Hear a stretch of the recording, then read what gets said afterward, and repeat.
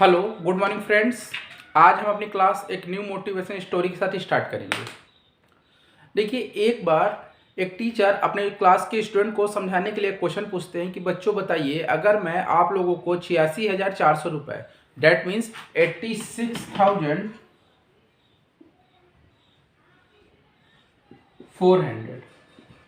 86,400 रुपये मैं दूँ और इस पैसे को देने के साथ मैं एक कंडीशन लगा दूं कि इस पैसे को आपके पास सिर्फ 24 घंटे तक आपको दिया जाएगा। जो पैसा आप खर्च कर पाएंगे वो खर्च कर लीजिएगा, उसके बाद जो भी पैसा बचेगा वो पैसा आपसे वापस ले लिया जाएगा। तो आप क्या करेंगे?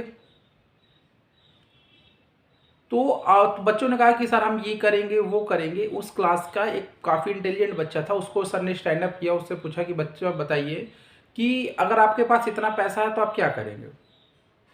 तो उसने कहा कि सर ये इस पैसे से सबसे पहले मैं वो चीज़ खरीदूंगा कि अगर आज का दिन चला भी जाएगा तो जो चीज़ मैं उससे खरीदूंगा तो उसको लाइफ लॉन्ग, मतलब कि लॉन्ग टर्म के लिए मैं उसको बचा करके रखूंगा। जैसे उसने सर ने पूछा कि जैसे बताइए। उन्होंने कहा जैसे ही मुझको आपको पैसे देंगे तो उससे मैं जैसे गोल्ड खरीद लूँगा कि अगर कभी भी मुझको भविष्य में फ्यूचर में ज़रूरत पड़ेगी तो मैं उससे पैसे ले सकता हूँ, या उस पैसे से मैं कोई भी अब घर ले सकता हूँ जिसको फ्यूचर में ज़रूरत पड़ेगी तो मैं कर सकता हूँ। उसने ऐसे एग्जांपल्स दिए। कुछ बच्चों ने कहा कि सर जैसे ही पैसा मिलेगा तो सर मैं ये खा लूँगा, सर मैं यहाँ घूमने चला जाऊँगा, सर मैं वहाँ चला जाऊँगा। सर ने सबकी बात सुनी। सर ने कहा कि इस बच्चे ने जो आंसर दिया वो बहुत अच्छा था कि आपके पास जो आपके पास पैसा दिया गया है तो उस पैसे को, क्योंकि आपके पास वो पैसा 24 घंटे के लिए है और उसके बाद ये पैसा गायब हो जाएगा, ये आपसे ले लिया जाएगा। तो आपको उस पैसे को ऐसी जगह लगाना है कि जिससे आपको फ्यूचर में उस पैसे की अगर ज़रूरत पड़ जाए तो आप उसका यूज कर सके। अगर आप लोग इस पैसे से आपने खा लिया या इधर उधर बर्बाद कर दिया तो फ्यूचर में अगर आपको पैसे की ज़रूरत पड़ेगी तो आप नहीं कर पाएंगे। और दूसरी सबसे बुरी बात, अगर आपको पैसा मिला और आपने उस पैसे को लिए हैं, कुछ पैसा खर्च किया, मान लीजिए आपको पास 86,400 मिले, आपने उस दिन में 2-3 हज़ार रुपये ही खर्च किए। क्यों? क्योंकि आपको पास खर्च करने के लिए आपको पता ही नहीं कि खर्च कहाँ करें। फिर क्या होगा? फिर जैसे ही 24 घंटे होंगे वो पैसा आपसे ले लिया जाएगा, तो आपके पास क्या बचा? कुछ नहीं। ये तो और बुरी बात है अगर आप जो पैसे उसका यूज नहीं कर रहे हैं। तो बच्चे थोड़ा कंफ्यूज हुए हैं।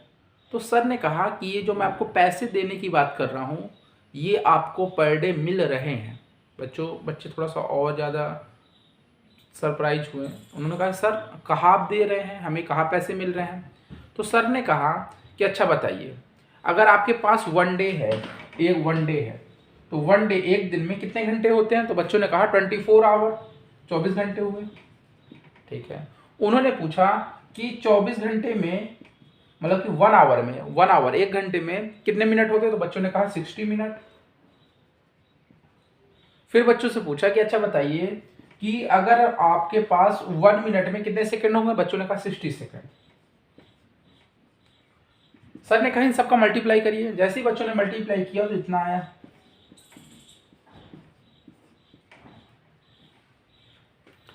सर ने कहा कि मैं आपको यही तो समझाने की कोशिश कर रहा था कि जितने लोग हैं सभी के पास 86,400, 86,400 रुपीज सभी के पास है, सभी के पास इतने सेकंड है।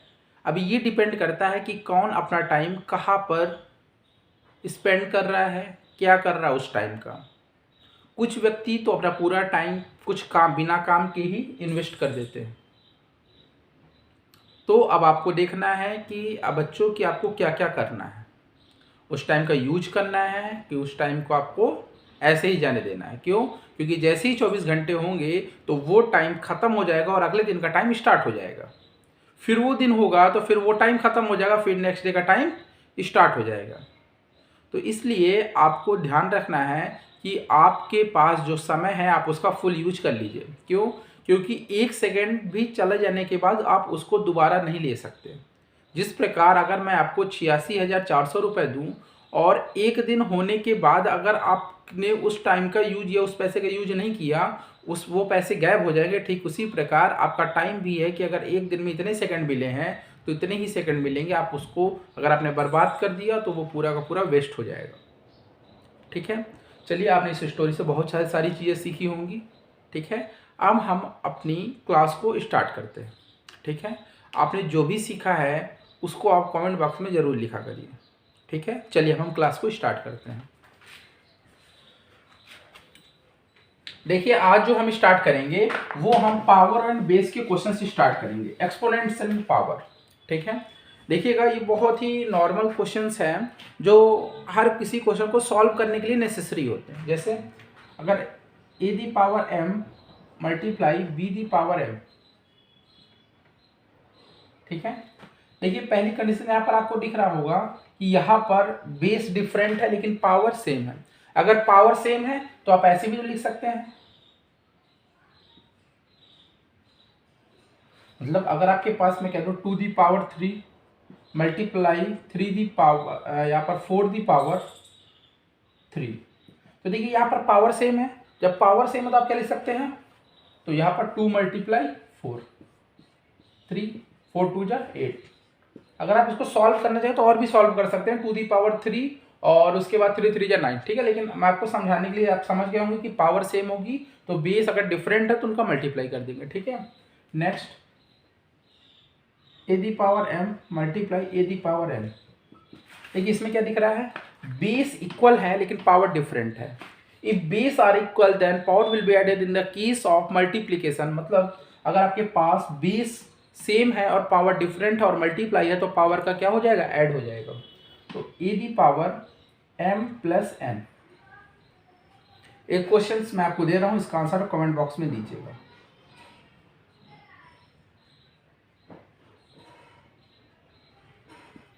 इसका आंसर आपको कमेंट बॉक्स में देना है। ठीक है, एक क्वेश्चन और, a the power M multiply, यहाँ पर डिवाइड लगाइए, divide a the power N.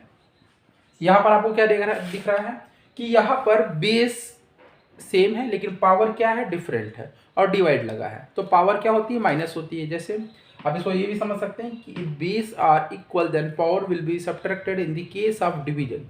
मतलब डिवाइड में पावर माइनस हो जाती है, तो that means a the power M minus N. एक क्वेश्चन दे रहा हूँ, इसका भी आंसर कमेंट बॉक्स में दीजिएगा। 2 the power 30 divide by 2 the power 10। ठीक है, और एक important, any number the power 0, मतलब कोई भी नंबर है और उसकी पावर अगर 0 है तो उसकी वैल्यू 1 आती है। ये क्वेश्चन तो बहुत ही नॉर्मल क्वेश्चन है, यूपी टेट सी टेट में तो ऐसे ही पूछ लिया जाता है। ठीक है, कि डायरेक्ट क्वेश्चन ही, कि मान लीजिए वो ऐसे क्वेश्चन दे देंगे 2200 दी पावर 0, आपके पास ऑप्शन 0 1 2 3 4, तो आपके पास क्या होगा, आंसर 1 होगा। कुछ बच्चे 0 देख करके आंसर 0 लिख देते हैं। ठीक है, क्लियर हुआ है। आप एक क्वेश्चन और करके दिखाइएगा, यहाँ पर मैं नोट किए दे रहा हूँ, 3032 दी पावर 0। इसका भी आंसर आप कमेंट बॉक्स में दीजिएगा। ठीक है, फर्स्ट नंबर डाल के इसका आंसर, सेकंड नंबर डाल करके इसका आंसर, थर्ड नंबर पर इसका answer. Thank you for joining the class.